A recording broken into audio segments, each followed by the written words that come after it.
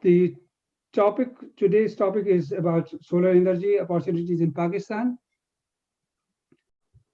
Today's speaker is Dr. Zulfagar Qazi Sahib. Let me give a little introduction about him.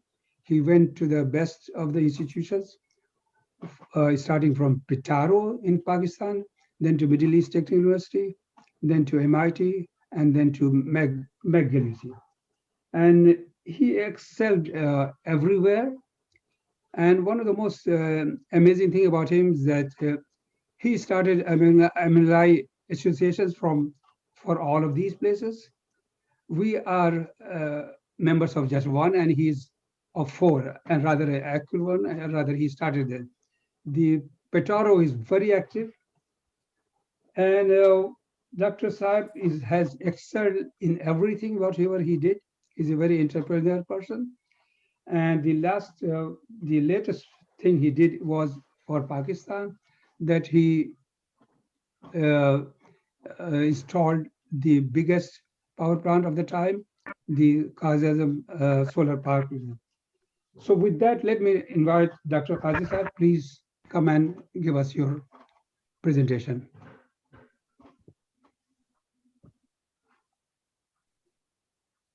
Dr. Sahib. Assalamu alaikum, everybody. And Arshad Bhai, thank you very much for this very generous introduction. I'm not sure whether I deserve all of that, but I really appreciate your love in expressing this. So let me first share my screen with you so that then we can go on, and I will try to cover as much as possible in as short a time. This is such a vast subject that sometimes one wonders whether you can really cover very much of it. And so let me first share my screen here. Can you see my screen? See it. We can see it. Okay, great. أعوذ بالله من الشيطان الرجيم بسم الله الرحمن الرحيم رب اشرح لي صدري ويسر لي أمري واحلل عقدة من لساني يفقهوا قولي. These are words uttered by Musa alayhi salam, so that at least whatever he would express would be understood by the other side. And I hope that what I am going to express will be understandable, and you are able to follow through what I will be talking about. So as I was saying, that this is a huge subject, solar energy and what's happening in Pakistan. So I guess whatever I'm going to be sharing with you is going to be really the tip of the iceberg. But I'm going to try and focus more on the opportunity side. And in today's discussion, since I was involved very heavily with the first ever utility grade solar power plant that was built in Pakistan for 100 megawatts at Bahawalpur and the Quaid-e-Azam Solar Park, I'll give you a very brief introduction to that, so that puts it into perspective. We'll talk a little bit about the technology, about the energy scenario in Pakistan, and we'll go on to the opportunity side. And I'm very happy that my colleague from Pitaro, Dr. Naseem Akhtar Khan, has joined. His last assignment was as the Vice Chancellor of Hamdard University, but he is a PhD in solar energy, a great guy. He was always, I appreciated amongst our colleagues. He was my batchmate at Pitaro. He then joined the army, and he did wonders in the army, but he's more of a professor. He's not really an army guy. He's retired as a brigadier. So I'm sure Naseem will add a lot to many of the things that I'll be talking about after my talk, inshallah. So let me proceed on. So a very quick overview of this dream that came to reality, the first ever solar power plant of 100 megawatts that was built at Bahawalpur. This was built at the Quaid-e-Azam Solar Park. The Quaid-e-Azam Solar Park is spread out over 10,000 acres of land at the Lal Sohanra National Park. out of which 6,500 acres were developed for 1,000 megawatt of solar power plants that could be built over there. The infrastructure was totally provided by the government of Pakistan. They paid for it. They spent like almost 5 billion rupees in doing that total infrastructure. And the land was provided to the IPPs on lease of 25 years at $1 per acre per year. So it's almost like free land that was given to anybody that wanted to come and invest in power plants over there. It's located about 10 kilometers from Bahawalpur Airport, and the land is pretty much flat, mostly, generally with some sand dunes. And like I said, this park would have a capacity of 1,000 megawatts.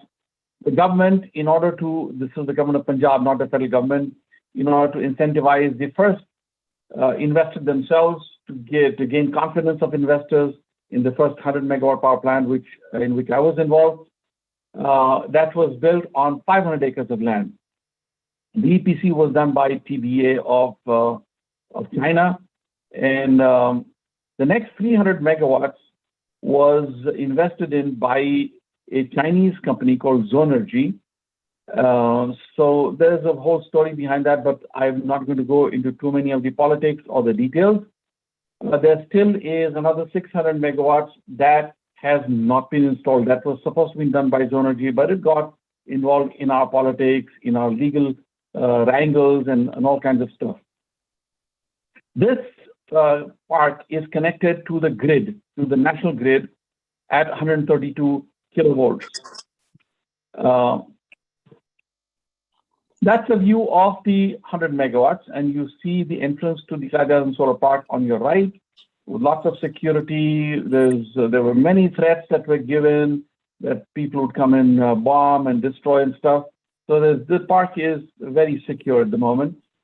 It is owned by government of Punjab, and they put in 30% equity, and 70% is a loan from the Bank of Punjab. Now, the equipment that has been installed is really massive. There are like about 400,000 almost solar panels of 255 watts each, 10,000 A's, 100 inverters, 100 transformers of 33 kV, and so on and so forth. You can see the whole long list there of the huge equipment. There are thousands of kilometers of cables that are installed. Would you please, whoever is not muted, would you please mute yourself? Aslam, you're not muted. Am I not? Okay. Yes, please mute yourself. So there is a lot of equipment, massive equipment that is installed over there. Now, what's important actually is that the design, engineering, supply, construction, testing, and commissioning was done by TBA of China, who were the largest EPC contractor in the world at that point in time, with the highest quality components. There was no compromise on the quality in terms of quality control and monitoring. It was done during the pre-manufacture stage, then during manufacture, and then upon arrival at the site after energization. And this was done by independent consultants that were hired by the government of Punjab. There were 2 German consultants for the design control and 2 European testing agencies that were deployed to go to the actual factories and make sure that the products manufactured were according to the spec. And then when the products arrived at the site, they set up a separate laboratory at site to test each and every item that came in. And that is the major items I'm talking about, which is primarily the solar panels, the transformers, and the inverters, and of course the cables.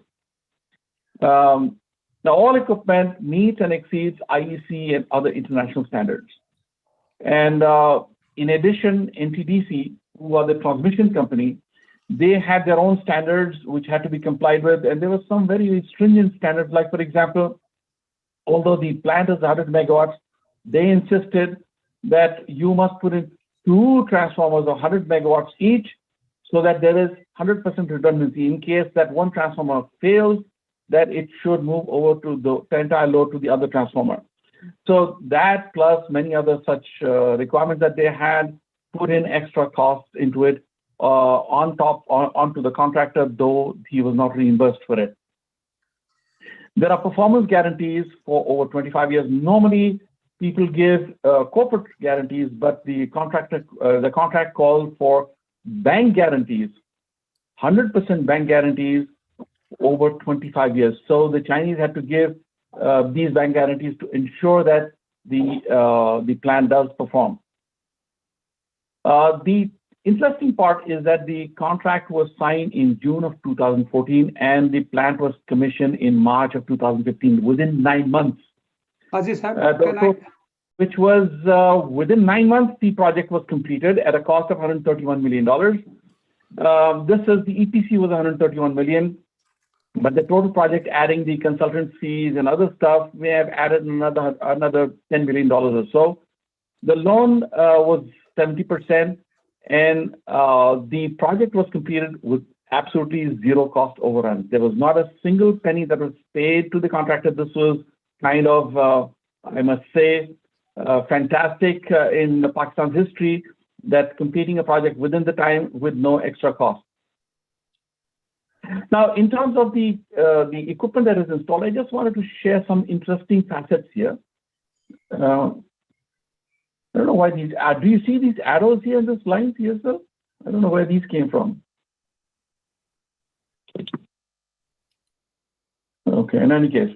So screw piles. Now, screw piles is where you can install, you can see this huge long screw that's going into the ground, and all of the arrays are mounted directly on top of these screws with absolutely no concrete. There's no concrete used at all. There are 13,000 screw piles that were installed. And you can see that these are the screw piles going into the ground right here, and these structures mounted on top of it, and that's it. So that made the project much faster as well. Now, the solar arrays are mounted at an angle of 28 degrees, 10,000 arrays and 400,000 solar panels approximately.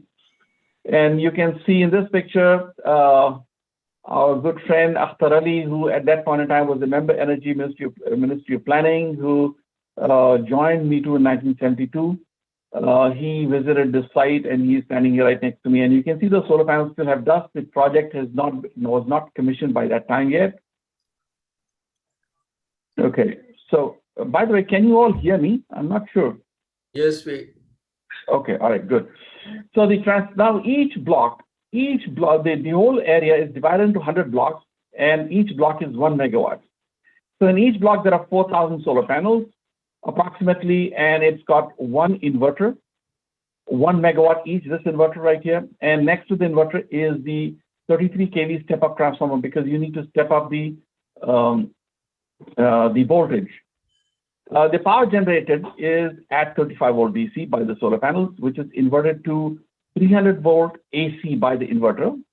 And then it's stepped up to 33 kilovolts AC, which is transported through underground cables to 33 kV switchgear located in the substation area. Now, I think I have this duplicated, so let me just skip this one. The 33 kV switchgear, there are 100 units of 1 megawatt each of switchgear. So this is where the power at 33 kV is brought into the substation area. And from here, it goes on to these two huge transformers. Each one is 100 megawatts. Right now, normally they do that, they distribute the power, 50 megawatts each. But if one were to fail, the total power can be transported through one transformer alone. From there, it gets into the main substation area. This, by the way, is all constructed as part of the same project. So this is a switchgear, and you can see that this is the national grid right here. So it's connected to the grid at 132 kV. So onwards, it's moving into the grid itself. Now, the power is conditioned through SVCs for VAR control as well, which is reactive power, just to make sure that there is total balance of the power that is delivered, and there are no problems in the national grid. This was a requirement of NTDC. The monitoring is done through these cabinets, which are DCS control plus SCADA. So you're transmitting all the information directly to Islamabad, to the National Power Control Center, and they are able to also see the exact power that is coming in from this power plant. Next to the control panels is this one room, which is the main control room. And there you've got these computers, and you can have just a couple of engineers sitting there who will control the total power plant. In fact, you don't need any staff at all. This is the fantastic thing about solar. There are no moving parts. There's no real maintenance of equipment required, except if there is a fault, which is very, very rare.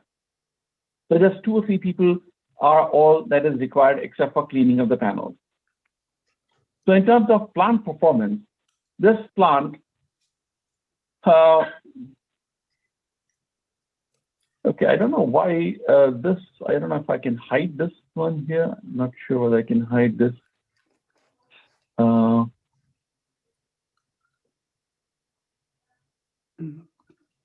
And Qazi sir, be mindful of the time. All right, so solar power plant has been overperforming in its targets ever since it was built. The actual results of the energy production over the last, since 2015, I have the data up to 2019 here. And you can see that NEPRA had given a certain target, and this plant actually produced between 4.5 to about more than 7% above the target that was given. So this is the amazing part of this plant, that technology-wise, it is overperforming. In terms of the profits, you can see that the plant has generated between 1.1 to about 1.8 billion rupees in net profit, as per the audited statements year upon year. The earnings per share have been about like 4.69 rupees per share in the year 2018-19, which is around 47% return. Now that is amazing. Thus, the net cost of electricity produced is actually in the range of between 6 and 7 rupees per kilowatt hour after paying all finance costs, taxes, and depreciation of plant. This is less than half the average cost of electricity produced through other technologies. The average in Pakistan has been like in the range of about 14 to 15 rupees. If you take the total weighted average of the basket, on the thermal side, it is actually much, much higher. Now, the cost of production for solar has gone down substantially since then. This plant was built in 2015, and now the solar prices have crashed pretty much, and that is why it's brought down the prices to probably less than half of that. Now let's look at renewable, and that was just a quick overrun. I don't want to go into more details about the plant, but if you want, I can discuss more about it when we are in the discussion mode. In terms of renewable energy, there are many options for Pakistan. And these, I'm just going to talk about 3 or 4 viable options very briefly. Firstly, you've got wind power. There's a massive wind potential. There more than 10% of the world's regions are capable to generate electricity, and 90% still do not have enough wind, which is economically feasible. And there are few environmental issues with wind. So wind is a very popular option, and it is growing in Pakistan. Solar power has got a much larger potential. 100% regions of the world have solar power, and it is today the cheapest form of energy. Newer technologies in solar are dropping the cost further and further, and this truly is the future for us. Then, of course, there are biofuels like ethanol and biodiesel. You have plants that grow in tropical areas from which you can convert those to produce petroleum equivalent products. The ethanol is equivalent to what we call petrol or gas here in the United States. And biodiesel is a good replacement for diesel. And there has been some work done in Pakistan, but a lot more work has been done in other countries. This is no food substitution because most of these plants grow in semi-arid areas. Hydroelectric power, we're all very familiar with it. It's very economically feasible. It's highly capital intensive. The problems with it are primarily the high capital costs, and the political problems, environmental issues, displacement of population and flora and fauna, and the long timelines. Otherwise, hydroelectric is a fantastic technology. Now, we are going to concentrate only on solar today. I'm not going to be talking about the other technologies. In solar, there are a lot of people do not realize that actually the sun is giving us two different forms of energy. The first is the light energy. And what we do is that we take that light energy, and when it strikes, the light strikes on substances like silicon, it converts directly into electrical energy. The second form of energy, which we all feel every day, is the heat energy. And this is what we normally call as solar thermal as against photovoltaics for the first one. Now, this heat can be used directly as heat energy, or it can be converted to electricity using steam turbines. I'll talk a little bit about both of these because both of them can be harnessed using different technologies, and they are being used very productively. Now, in terms of the solar thermal applications, in the industry, we see that they need a lot of industrial heat, and they also use cogeneration, partly using the heat for process and partly using that heat to convert it into electricity through their cogeneration plants. Then we have agriculture. In agriculture, there are many, many uses. The smaller applications are for the fruit and vegetable drying. A lot of it is for water treatment and water pumping, and you can have greenhouses, and there can be other smaller applications as well, which we can talk about if needed. Then in the utilities, of course, power generation is a big thing, and then of course you can have major power water desalination plants. You can actually convert the seawater into usable potable water. Lastly, you've got the domestic. In the domestic, you could have the cooking, water and space heating, and of course, power generation for the domestic use as well for individual power users. In terms of photovoltaics are the ones that we normally associate with solar energy. And in terms of photovoltaics, the industrial, where you could have captive power plants, where they generate electricity. And of course, you've got the water pumps. You have major applications in lighting and in HVAC. So these are the two separate ones, and I'm going to address both parts when we come to the opportunities. Okay, so photovoltaic technologies is what I'm going to talk about first. In photovoltaic technologies, there are at least 4 substances that are known that have been commercialized for production of solar panels. The largest component being crystalline silicon photovoltaic panels, and they today constitute more than 90% of solar panels, or maybe more than that, that are in use worldwide. The second is what is known as amorphous silicon. It has its own advantages, and it has been growing as well. This has been used in BIPV projects a lot on buildings and stuff, but today it's still a smaller component. Thirdly, there have been great talk a few years back about CIGS, which is carbon indium gallium selenide, and these were flexible panels that were being promoted mostly in the US, and they thought that this will be the future. But with the crash in prices, where China played a major role with crystalline PV, things almost died. Lastly, you've got the cadmium telluride. And I know that Nassim worked on cadmium telluride when he was doing his own research for his PhD and at Colorado. And this has got a small component today as well still. So in terms of price, reliability, and efficiency, we see that crystalline silicon is where it really is. Now, the industrial chain for crystalline silicon, because this is the most important substance, I'm going to describe a little bit about this. What they do is that they normally take the silica sand, and you need a special high-quality silica sand, which goes through a certain major chemical process, which is converted then into multicrystalline silicon at 99.99999% pure silicon. And this silicon then it goes through major melting, and then they produce ingots, the silicon ingots, and then the silicon ingots are then sliced into very fine wafers. The wafers then are etched, and they produce the solar cells with the electrical circuits in there. And these solar cells are then pasted onto and then encapsulated with a back panel and a front glass panel into solar modules. And the last is the integrated system, where you take the solar module and you add other electronic components and electrical components to make it into a proper integrated system.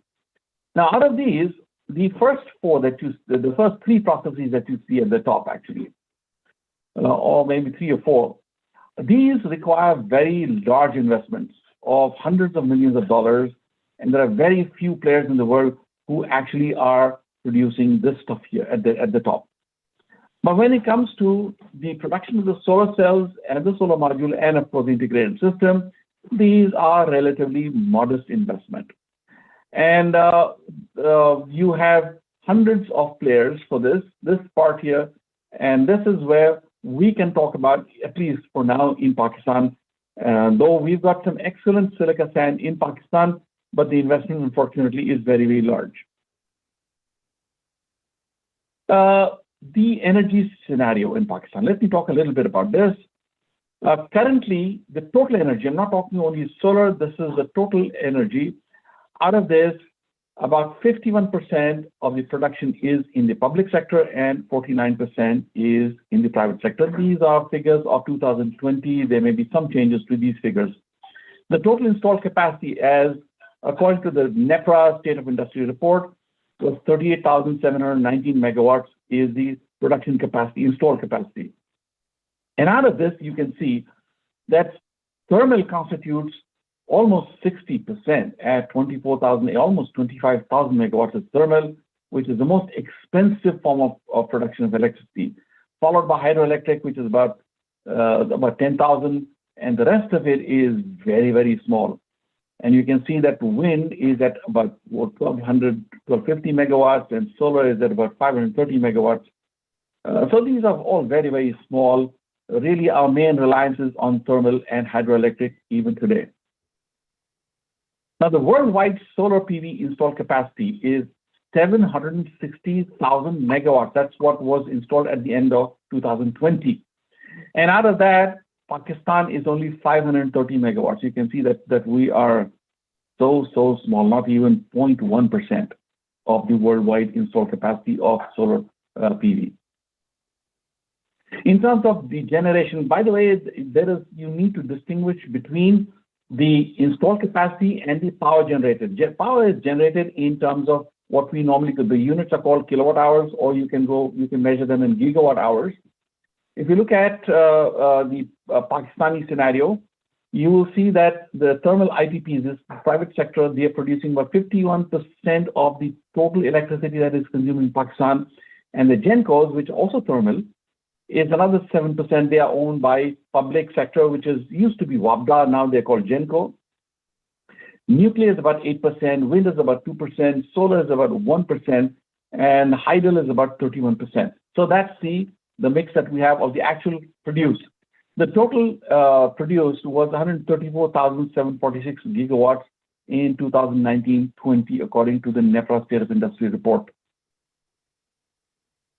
PV contributes in worldwide, by the way.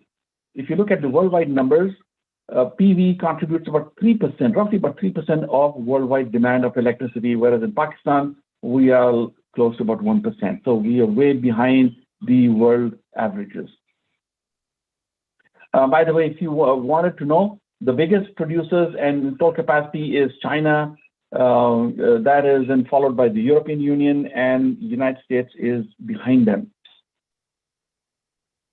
Solar and wind maps. Now, this is I just wanted to give you a feel for what is the potential in Pakistan.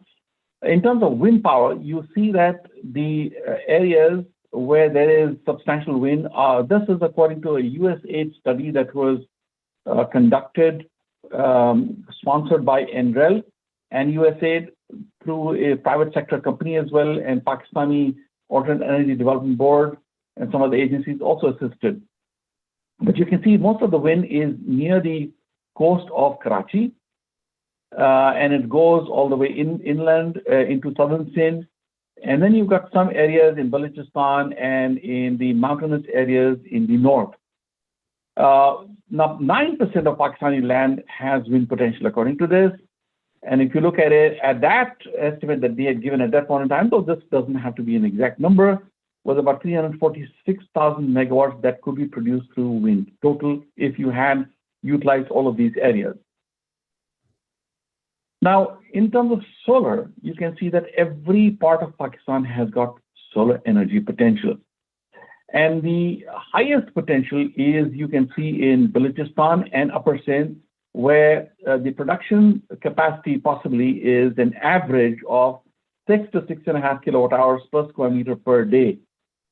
That is followed by Upper Punjab and Lower KPK, and also the coastal areas of Balochistan and Sindh, including Karachi, which is roughly about half to 1 kilowatt hours less than what you see in the Balochistan, most of Balochistan and Upper Sindh and Lower Punjab areas.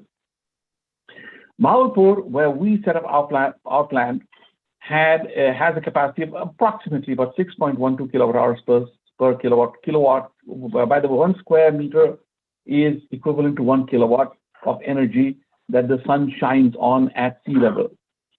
So that's what is at Bahawalpur. So the annual average, as I've already talked about, this is, by the way, at the tilted plane at that particular latitude. So if you're talking about installing at that particular latitude, you would have to tilt your solar panels at that angle approximately. Otherwise, the production would be lower if it's on the if it's totally flat. The detailed data is available, by the way, and actually for each area, each coordinate, we have data. And if you look at the maps, there are many agencies that have produced maps like NREL, NASA, Solar GIS, ESMAP, and many others. And there is a variance of approximately 10% between these different agencies that have produced maps. So when you are trying to get your bankable feasibility done, you probably take the one that is the lowest of them all. Typically, if you look at the production of energy during a daytime, it's like a bell curve. And here I've got data of 3 different days of a particular site. I'm not mentioning any particular site, but here, like for example, you've got the blue curve, which is a perfect bell curve when there were no clouds and you had nice sun shining from morning to evening. And then you've got the orange one, where you can see some cloud cover coming in between and you see jagged lines. And the third one is where probably it was a cloudy or a rainy day, which is the gray one, which is at the bottom. Now, this is a typical scenario that you would face during the time of day. And the timings, of course, will vary from place to place, depending on where you're located. So this is I just wanted to share with you as to what is the typical thing here. So you don't get sun in the night, and if you look at it, you have an average of about 5 to 6 kilowatt hours. I'm talking about the tropical areas, 5 to 6 kilowatt hours in one typical day, which is about 20 to 25% of what you could have generated had the sun been shining 24 hours a day. Now, peak hours and the angle of tilt. Now, the sun is available in Pakistan an average of 11 to 15 hours, but you're actually getting about 5 to 6 or 6.5 hours equivalent of electricity. So that is what we talk about as the peak sunlight hours. And that's where we actually do our estimation and measurement of the power production.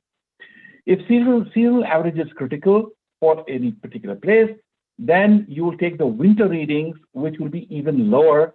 And that's how you would design your plant if you wanted that to be your critical part. Panels, as I already said, are mounted normally at the tilted angle according to the latitude rather than at the horizontal plane. Now I'm going to share with you, having talked about generally about the energy side, we're now going to talk about the opportunities. Before I talk about the opportunities, I wanted to share with you an amazing success story that has been talked about a lot, and that is from Bangladesh. Bangladesh, doesn't have very much of land, open land, where they could put up large solar power plants. But when we're talking about like 20 years back, they had a major issue where most of the rural areas did not have electricity, much worse situation than Pakistan. So they would rely on kerosene, they'd rely on other forms of energy, and most people did not have much there at all. So in the year 2003, the Bangladesh government installed a company owned 100% by the Bangladesh government, but autonomously operated, called the Infrastructure Development Company Limited, IDCOL. And the first project they started was with funding from multilateral finance agencies worldwide, where they wanted to set up solar home systems. Now, what is a solar home system? I'll come to that in a minute. But effectively, what it did was that over these 20 years, they have been able to provide electricity to 4.2 million homes, 18 million people, which is about 12% of the population benefited, and they do not use kerosene anymore. A total of about $696 million has been invested, out of which $600 million was the loan and $96 million as a grant from these agencies which are listed there. This also has provided employment to about 75,000 people through 56 partner organizations. Now, partner organizations are microfinance agencies or companies that have partnered with IDCOL, and they work as a total distribution network. I'll describe that in a minute for you as to what these are. Now, the IDCOL provides a grant and soft loans to the partner organizations along with the technical assistance, so they have a fantastic countrywide network. What they eventually ended up was this here, that these are thatched roof homes, small homes, or they've got tin roofs. They're in the middle of all kinds of places. And then you can see solar panels mounted in a very, very simple manner. Please do note how these solar panels are mounted, because when I'm going to compare with Pakistan, you will see the difference. You can see they've used some wooden poles, or they mounted directly onto the thatched roof or onto the tin roof. Very, very simple, low-cost solutions. So what was the IDCOL methodology? What they did was, the PO, by the way, stands for the partner organizations. So they made agreements with these partner organizations, and there are 56 of them today, including Grameen NGO that we all know of. They are the largest in this, but there are so many others. So what these POs do is that they provide a full service to customers, where they'll extend the loan, they'll install the system, and they'll provide after-sales service and ensure quality.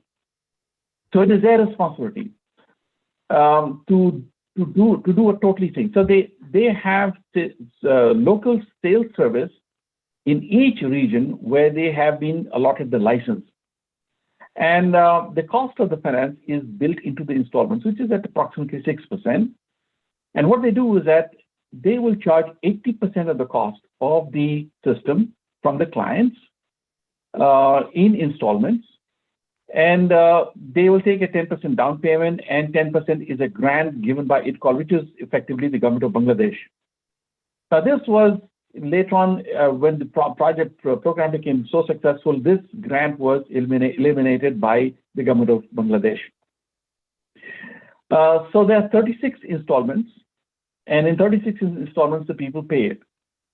Now, the IDCOL is supposed to invest in infrastructure in each region, and also to provide the local service and sales and after-sales service. So this is how it is. The agencies at the top, the ones on the left will provide a cash grant, and the ones on the right are providing a credit loan that comes into IDCOL. Then IDCOL grants these loans along with the technology or the grant to the partner organization. They also developed a whole range of suppliers, and now most of the stuff is being manufactured in Bangladesh. So these suppliers provide, along with the help of IDCOL, the products to the partner organizations, who must warehouse it and stock it as well. And the partner organization will provide the equipment and do the installation and provide after-sales service, and they will provide the finance to the household. So the household then has got a complete system. Now let's look at a bit more detail of this. Now the typical solar home system can range, by the way, that should read 150, between 50 to 150 watts of solar panels, along with a battery, a charge controller, and inverter and wires. Now I've shown you the Rolls-Royce model here. This box on the left-hand side that you see, and at the bottom left, is pre-wired with a battery inside and the charge controller, switches and everything, and it's got sockets. And all it does is you can do a plug and play. But in Bangladesh, they broke it down into pieces so as not to spend too much money, and they gave the components separately. So back in 2013, I don't have the latest numbers, but the numbers have dropped substantially. But I just wanted to give you an example as to what it was. So like, for example, somebody takes a 20-watt system. He can have 2 bulbs, light bulbs, equivalent to 40 watts. They have 5-watt LEDs with a mobile charger that will operate for 4 to 5 hours in the evening time. They need it only in the evening time. Cost is about $140. Now it's probably less than half that. 50 watt, which was a typical 50 or 85 watts, where you could also have a radio, a small black and white TV maybe, and have like about 4 lamps in 50, and about 85, you've got like 9 bulbs to light up your house in the evening time. And if you went with a larger system, 130 watts, you could have about 11 bulbs of 60 watts equivalent that you would have. Then evening time is when you need it, when children want to study, they want to have to do their cooking, and they want to have a nice meal in lighting before they go to bed. Now this typical IDCOL project, you can see they provided not only the solar system, but along with that, they provided the LED bulbs and the batteries, they provided the fans and even TVs if they wanted, because these are all DC operated. And here you can see the shop on the right-hand side, and you can see this home on the left-hand side with the family sitting, entertaining themselves, or the school on the right, where children in rural areas, they're working during the daytime, they want to study in the evening, they have light in the evening to study at school. So what does it typically cost? A typical 50-watt system. So what does a person pay actually? This is what I want to share with you. The left-hand side is the back end, where this is the cost which is given to the partner organization by IDCOL. Now this is 2013 cost, by the way. Again, as I said, you can, at the same cost today, instead of a 50 watt, you can probably get 3 times the size system today in the same value.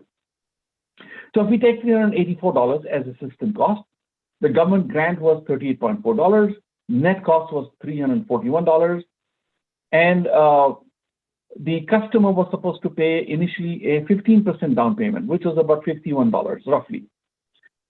The balance, $290, would be a loan that would be given to the customer. And this loan is provided by the government of Bangladesh through IDCOL, which is financed backwards by the other agencies. Now, IDCOL, what they do is that they give 80% of that to the partner organization, which is $232, and the partner organization puts in an equity of 20% at $25. And in addition to that, the government of Bangladesh also gives a grant to the partner organization of roughly about 8%, which is about $10. So if you look at this whole scenario and go to the right-hand side you see is what the end user is looking at. The loan is $290. He's already paid an upfront fee of $51. And he's got a loan of $290, which is payable over 36 installments over 3 years. And he is paying an interest of roughly about 12% per annum, which is $104. So the total payment over 3 years is about a little less than $400. This works out to a monthly installment of less than $11, which is fantastic for them, that for $11 a month, they are able to have electricity and light up their homes completely. Now, how did the SHS change their lives? I've got 3 examples. These are actually reported in international media. So, for example, Mujib was a 32-year-old shopkeeper. His income increased by 1,000 taka per month. His evening business has grown since the system was installed. customers now, the customers who come in there, he's got a nice TV there and music and a CD player. And previously he used candles and kerosene for lighting, and the price of kerosene kept rising, and he suffered from bouts of bronchitis because of the fumes. SHS eliminated all of these problems. Hajra, mother of 4, is able to power 5 lights, a TV, a mobile phone charger. She used kerosene and still remembers the fumes. Now her children can study in the evenings, and she can charge her mobile phone and keep in touch with her husband, a laborer in Southwest Asia. Mustafa, who owns a barber shop, used to borrow power from his neighbor, and he used to pay 200 taka per month, but he had no control over it because that used to keep on increasing. The SHS installed 13 months ago has changed the quality of his life and his business for the better, and his hours are flexible, and he can close his shop as late as 9 p.m. These are, by the way, all from, I've taken this from this particular report that's listed on the left. It's a World Bank report. So as against that, look at this, what's happened in Pakistan. Pakistan, by the way, was given. Can I start? If you want a break of 1 minute or so, no, that's drink okay. some water. No, if you want to continue, as you like. I'll continue. Thank you very much. And it's about half an hour left. No problem. No problem, inshallah. We'll do it. Please. Now, Pakistan village electrification.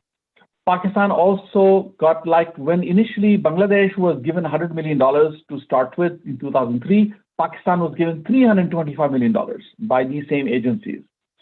And the funds remain unutilized by Pakistan, and they lapsed.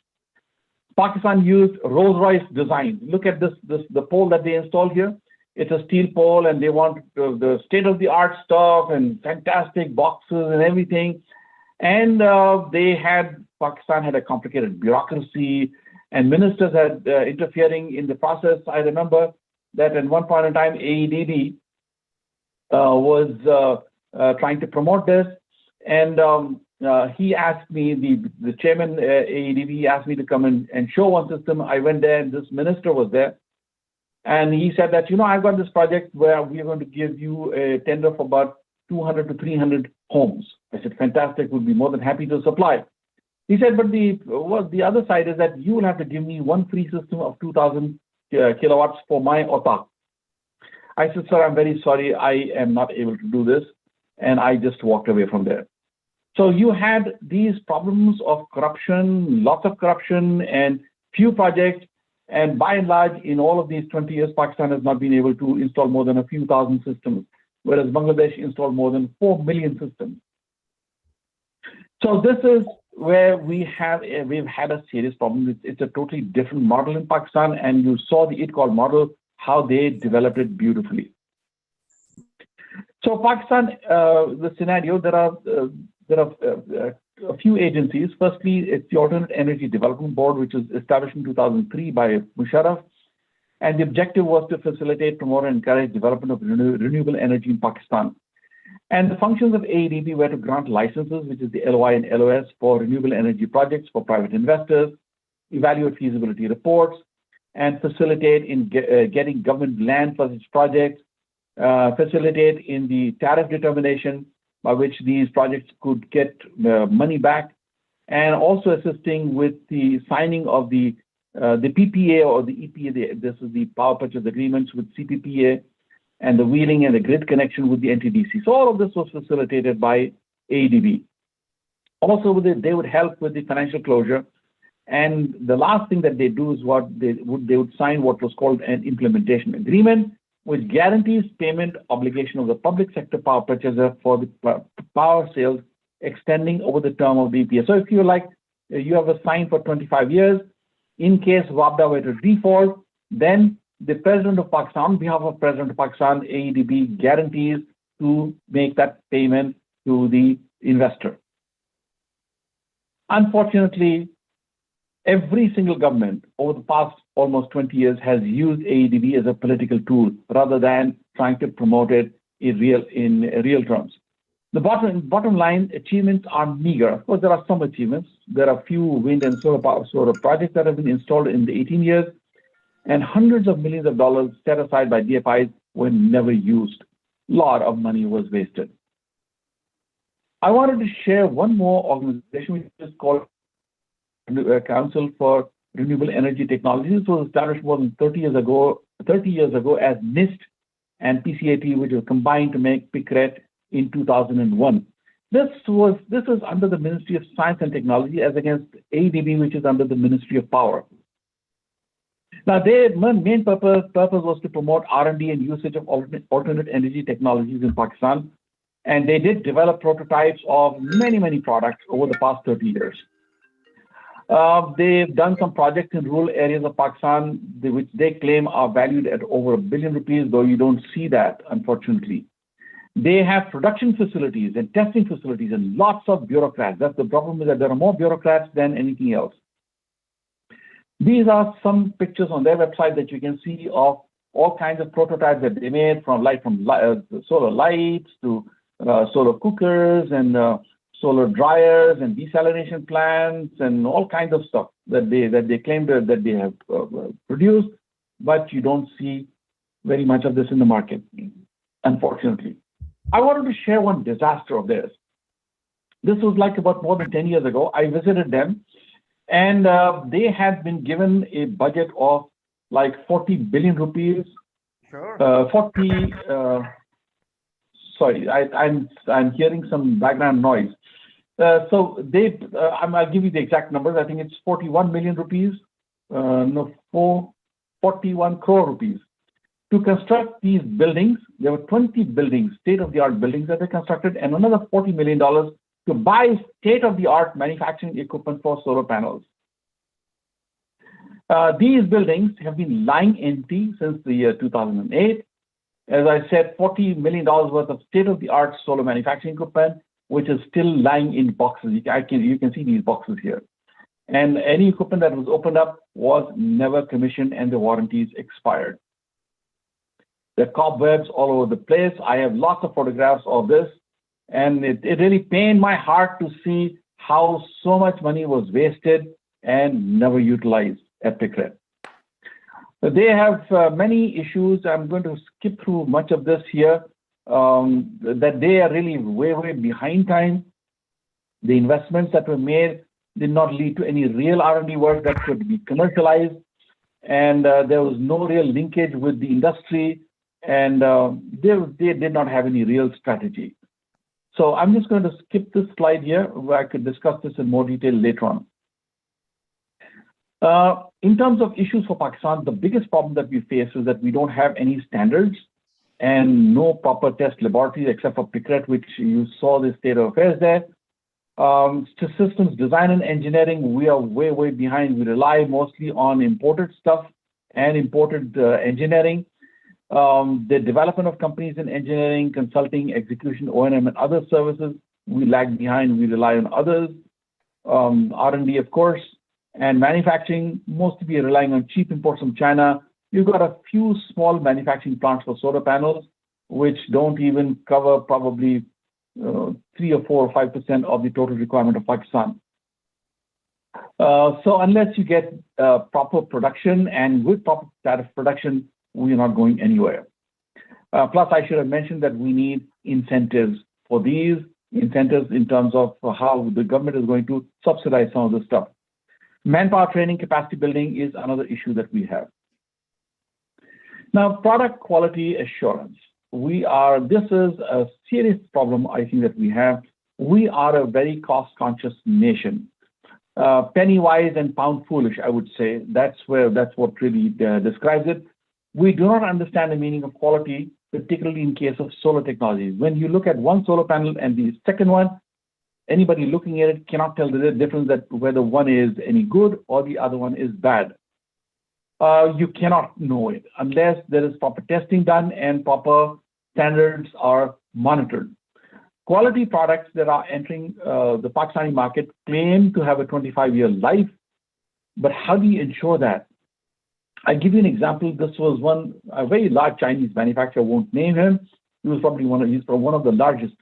And he was selling at that point in time 3 different models of solar panels, and you couldn't tell the difference between one or the other. This first one was an economy model made specifically for Pakistan, India, and Sri Lanka only, which had no guarantees on it. Then he talked about a standard model, which had a 3-year performance warranty. And in other words, after 3 years, expect to change your solar panel. And then you've got the international standard models, which carry a 25-year performance warranty. The price differential is huge between these three, and the bulk of the product that you find in the Pakistani market are what they call the economy model.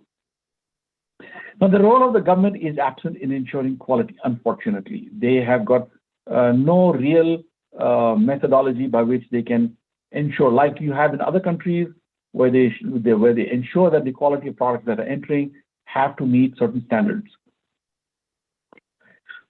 Okay, now let's come to our discussion here, the potential investment projects in Pakistan. Now, there are many possibilities in Pakistan. Of course, you could start out with the solar cell, go through all of these processes, and produce manufacture products. Now, a typical plant, just to do the framing of the solar panels, would cost an investment of about $4 to $5 million for a small 20 megawatt per year with robotics controlled manufacturing unit. Now, the solar cell etching is a larger investment, and these other ones, the other ones that I talked about earlier, I'm not even going to talk about those. But there are other possibilities could be in the manufacture of the electronics, which is mini and microconverters, combiner boxes, where the investment is relatively small as long as you're doing an assembly and you import the circuits and the other electronic components. Steel structure components are already being manufactured in Pakistan, but a lot is also being imported. This is an area where we have a lot of potential. And of course, in the manufacture of solar cables, some solar cables are being manufactured in Pakistan, but a lot are still, for the major plants, are still being imported. Solar cables do have certain special requirements where you can actually manufacture these very easily in Pakistan. Now, in terms of investment for possibilities, you've got the large-scale projects where I'm talking about the end solutions, by the way, right now, not the manufacturing. In terms of the end solutions, the large-scale projects like the Bahawalpur project, utility-grade power plants, or you can have captive solar power plants. These do require a lot, and I'm not going to talk much about this in the rest of my presentation. In agriculture, you've got the solar water pumps, which are already being installed, and there's a very competitive market. A lot of this stuff is being imported, unfortunately, again, from China. Solar dryers for perishable foods, almost non-existent, very, very small, although there's a big market for this. And then there are greenhouses. In urban solutions, we'll talk a little bit about the solar power for homes, on-grid, solar water heaters, street and garden lighting, and for rural homes, small solar home systems like in Bangladesh, solar water pumps. Now, these are things that I'll also talk about, which is the Shamsi Mashq, the solar cookers, and solar water desalination. So this is what I'm going to cover very quickly. Large-scale projects, where I said there are many pros and there are larger cons. The cons are that it's a very large investment and the very large equity required.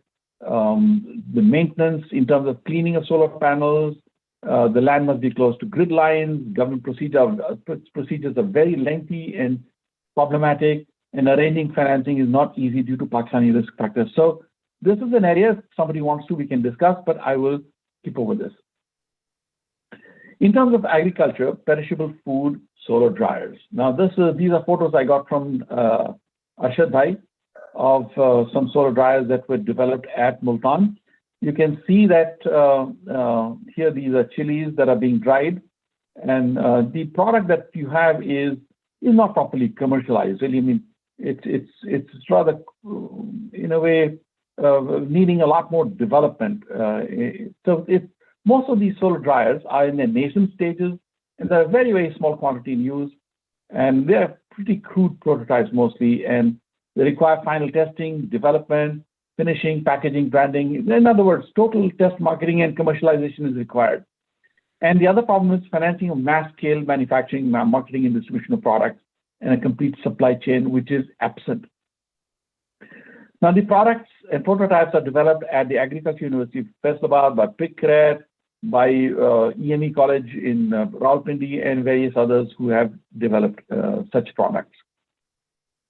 A typical cost, which I got from Arshad Bhai, is that for about 10 kg capacity, it'll cost about 25,000, and for a 20 kg capacity, about 40,000. Maybe these prices can come down if it's mass produced. Now, Pickred produce a bit more sophisticated dryer. You can see that here you have got on the right-hand side, they're using aluminum frames and stuff, a bit more better developed, but again, not commercialized properly. Also, you can have low-cost greenhouses against the previous slide where you saw a much better, more sophisticated greenhouse. But these are cheap, low cost, and these can cost as little as 50 to 75 rupees per square foot using bamboo. But there are great advantages. So there, where you can do pest control, and you have low cost. It's not tunnel farming, and it requires mass education and marketing with no motive for profit. Okay, let me now move on to urban areas where we see many people are now installing solar panels on top of the roofs. And now the government of Pakistan does allow what is known as net metering. That is, you can connect your solar panels to the grid, and in the night time, they provide you solar power. During the daytime, you sell electricity to them, and they net off at the end of the month. So now the problem is that most customers are still looking at cheap products.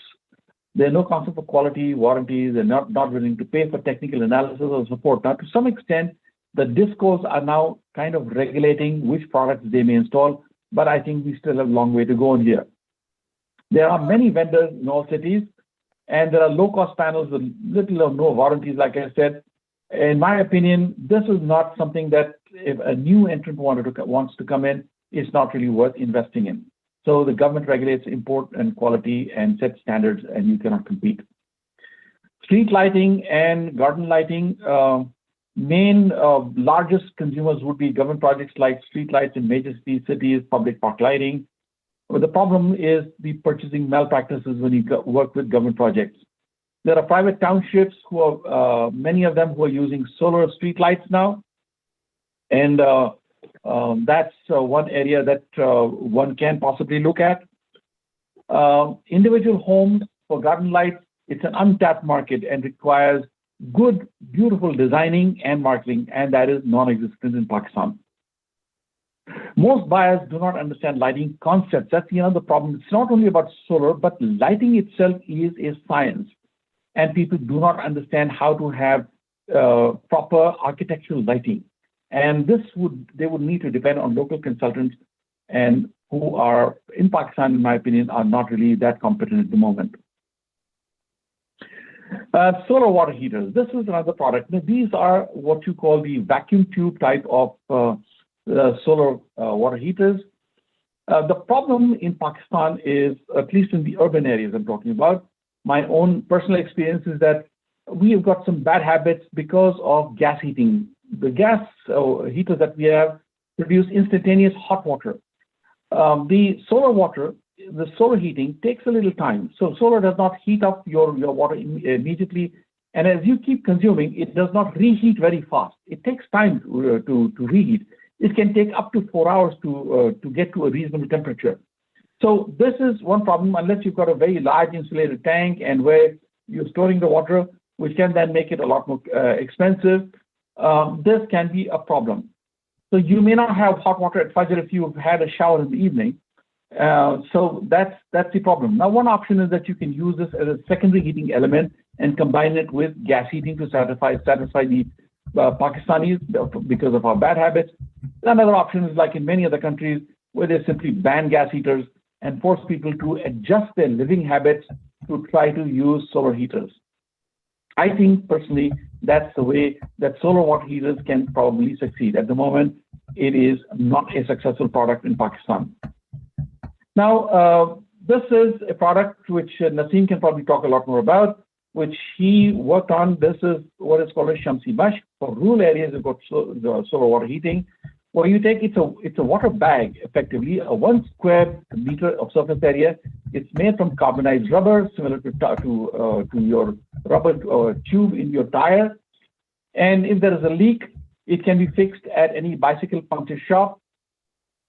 In one bag of 1 square meter, it can heat about 19 liters of water within an hour, bringing it up to about 60 degrees Celsius temperature. It's fantastic.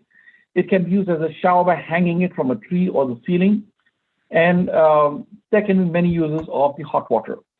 Now, the cost of one of these bags today, if you manufacture in small quantities, is about 1,500 rupees for one bag.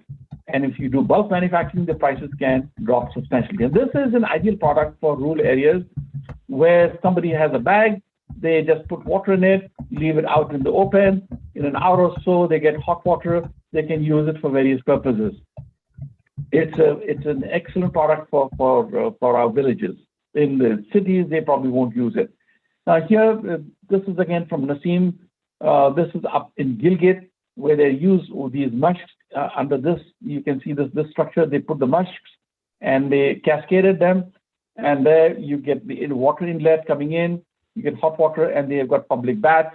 So you could have it in various areas where you could build public baths. So this is again an interesting concept. Water desalination skills. These could be for urban and rural use. You can desalinate brackish as well as seawater. A small still can produce an average of about 3 liters of potable water per day. A typical cost for one still is about 3,000 rupees. Again, as I said, under present small quantity cost can drop the cost further. Now this is Naseem's personal private laboratory on top of his roof, where he has built these stills, and I really admire the work that he has done. And he's been producing these on a test basis. Okay, now let's talk about cooking.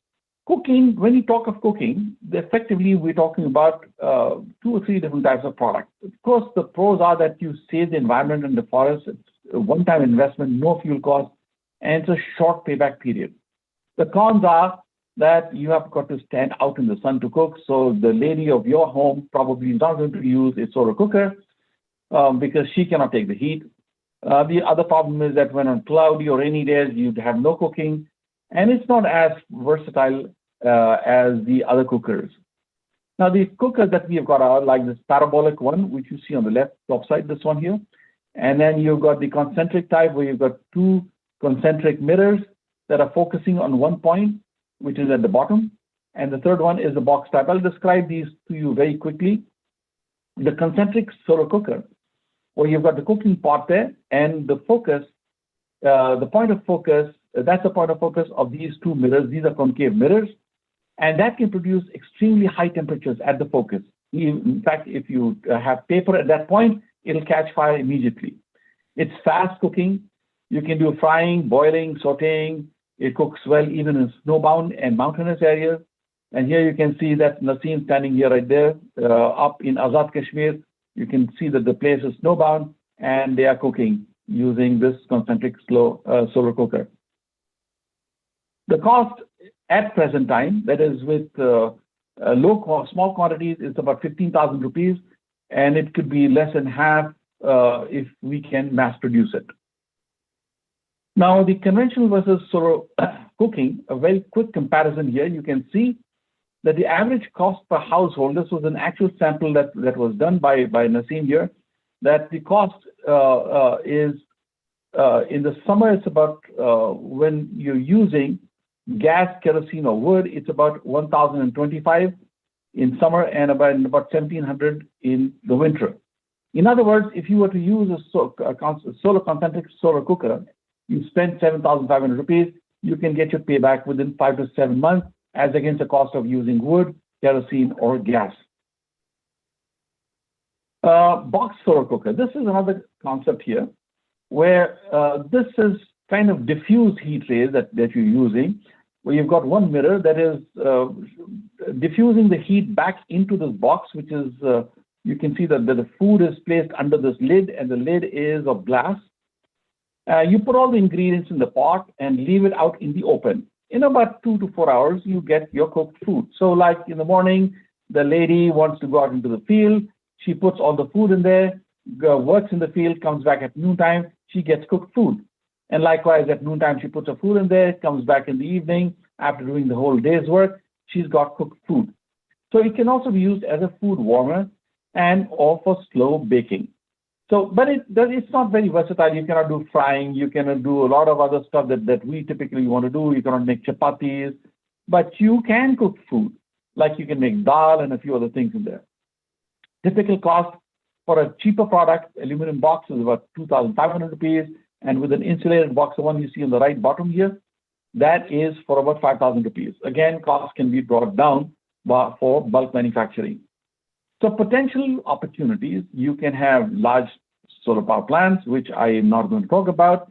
Village electrification using solar home systems, similar to what they did in Bangladesh, where you need to have a proper model for it and you need a proper system. You can have success like Bangladesh only if you can do it on that basis.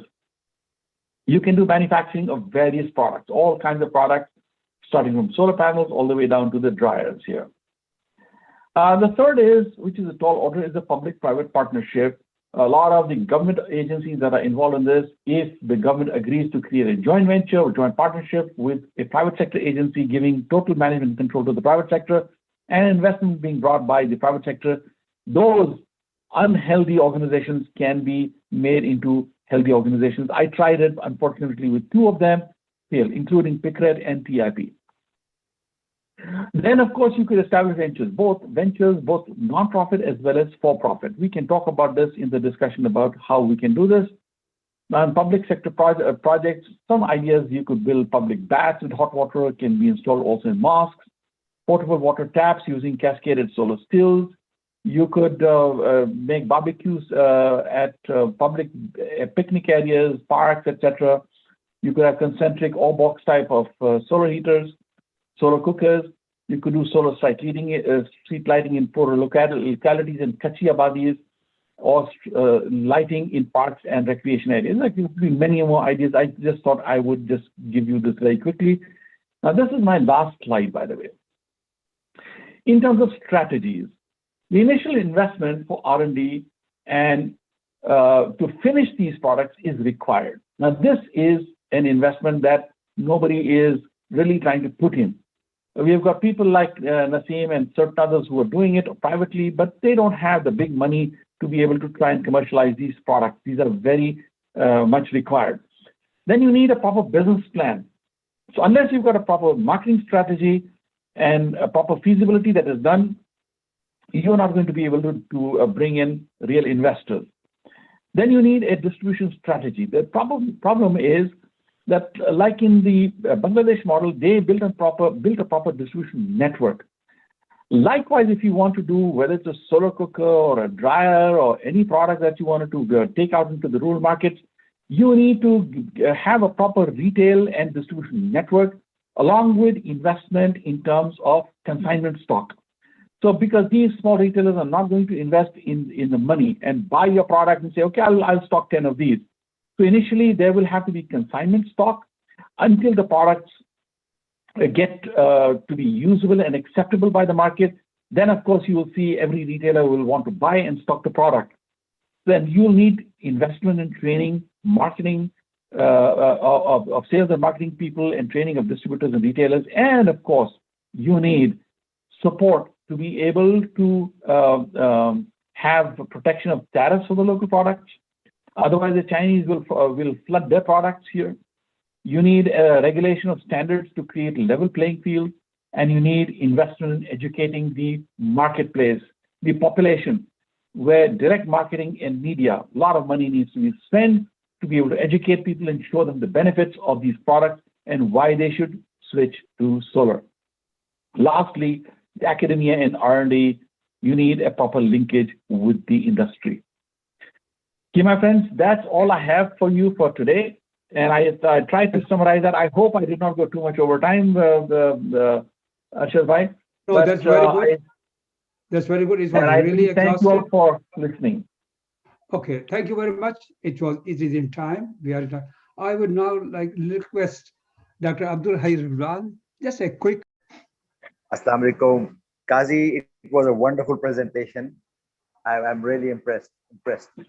और by the way, मुझे ऐसा लगा जैसे 20 साल पहले जैसे मैंने presentation दी थी जमाली साहब को to create alternative energy development board, बिल्कुल वैसा ही, वो इतना ही material, इतनी ही सारी चीजें, बहुत मजा आया. It was great. It was great. Let us go to some questions we have got. I'll read the question and then you can. So after once we do finish this, then we can go to the informal part. First is what have Bangladesh done that Pakistan has failed to do? I think the basic model was very different. If you look at IDCOL, IDCOL was created as a totally autonomous agency that had total power to without any political strings attached to it. And secondly, what they did, when I met the people of IDCOL in Dhaka, I was really amazed to see that the kind of people that they had hired were from the private sector, and they were really real professionals.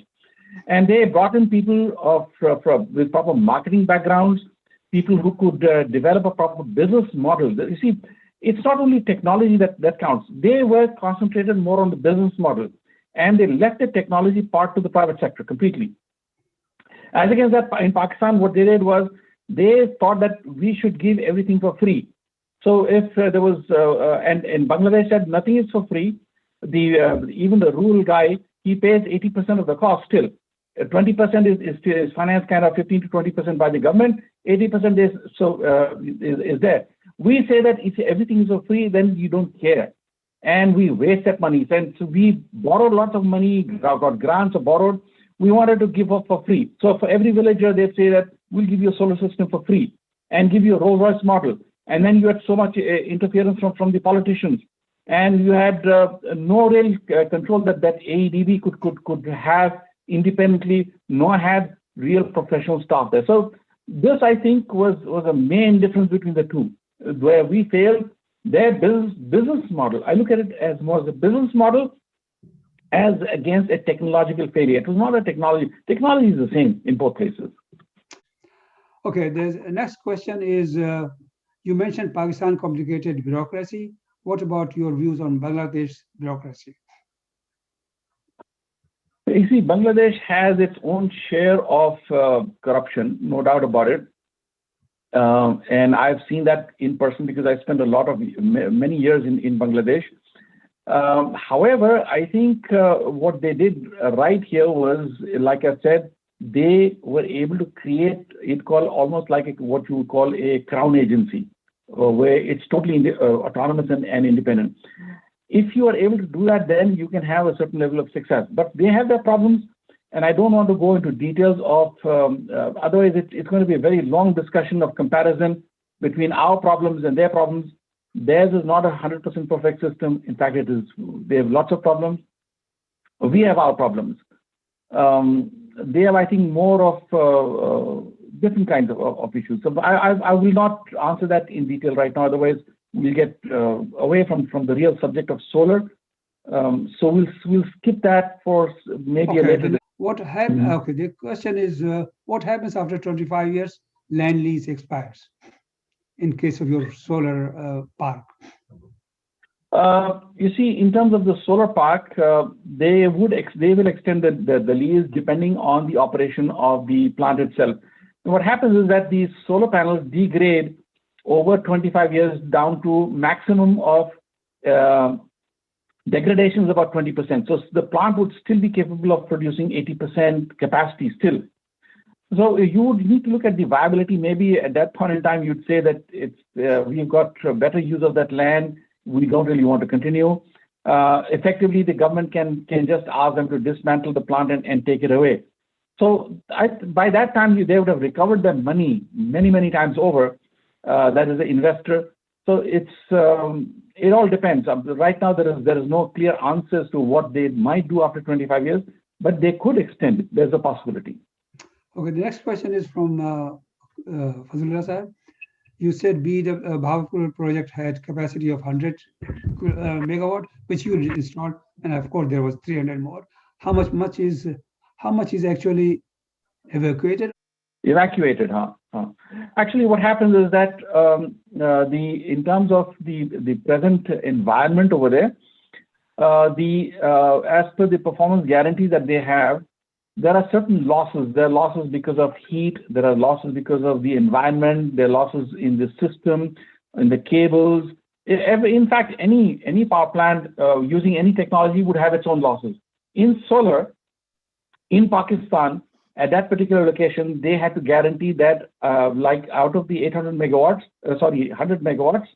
80 megawatts would actually be fed into the grid. So that is the standard that they have. So at any point in time, not any point in time, the maximum peak, this is what they talk about, the peak, if it's producing 100 megawatts at the solar panel level, what's fed into the grid would be at around 80 megawatts. Problems have solutions. Opportunities can lead to tangible impacts. How can we leverage these solutions and translate opportunities to tangible and sustainable impacts in Pakistan? From solar energy perspective, any thoughts on what role society can play in the transition towards solar energy in Pakistan? Arshad bhai, that's an excellent question because I think that was the thrust of my my whole presentation. That let's say it's supposing 2 or 3 or 5 or 10 of people over here want to get together and they say that we'd like to use solar energy to do something, and that could have both a motive for profit or it could be a non-profit basis. And if we say that you select a particular solution and a particular problem that we want to address. Let's say, for example, like Naseem talked about, that we need potable water. You need potable water. That is the real need. And to go with that, you've got a solution which is not fully commercialized, that still needs development work. So we get together and say that I've got $100,000. We would like to invest that money altogether.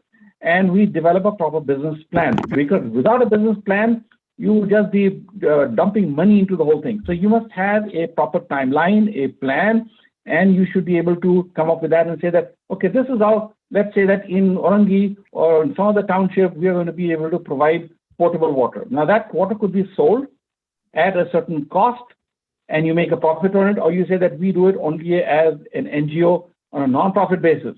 Now we could do this with your solar dryers. We could do it with the Shamsi Mashk. You could do it with cookers.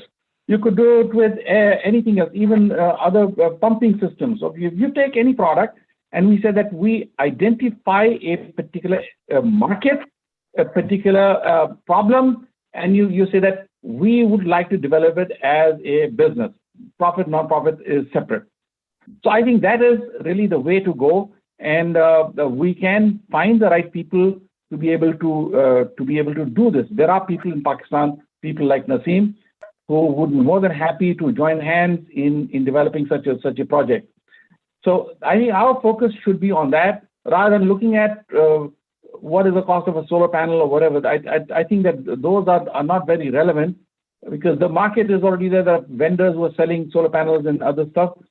If we want to do something, it should be really well thought out process with a plan and an identified problem that we want to address. That's how I would look at it. Okay, thank you very much. That should end our formal session, and this will be now we'll go to the informal part. But let me say a few things. Thank you, Dr. Saab. It was an excellent presentation, very informative, very exhaustive, so much information, and you did a very good, wonderful job, you see. It was a very good presentation. I'm glad I joined it. Problem, जब तुम ये potable water की बात कर रहे थे, are you talking about desalination or are you talking about just the cleanup of water? We are talking not about sewage. We are talking about the like you want to convert brackish water or seawater into drinkable potable water. Okay, so you could have sewage treatment as well. That's a totally separate project. But that's a much larger, there's a very huge investment. We are really talking on much smaller scale because I think that is what our pockets can bear. So that's basically the thrust of it. Now, when you talk about desalination, what is the process do you use? Are you talking about boiling water and condensing it, or are you talking about some other process? It's not boiling, it's basically evaporation. You see, water does not have to go to 100 degrees centigrade to evaporate. So if you create the conditions within a still, where even as the sun is shining onto the water particles, certain amount of particles will evaporate. And then they strike against a cooler surface where they condense. And then to that, you are also taking some of the salt, because you still need some salt in water. You don't need pure water, because you cannot use just totally distilled water. So the water will take some of the salts from the brine, combine it to make it of a certain quality. And of course, it destroys the bacteria, it destroys the biological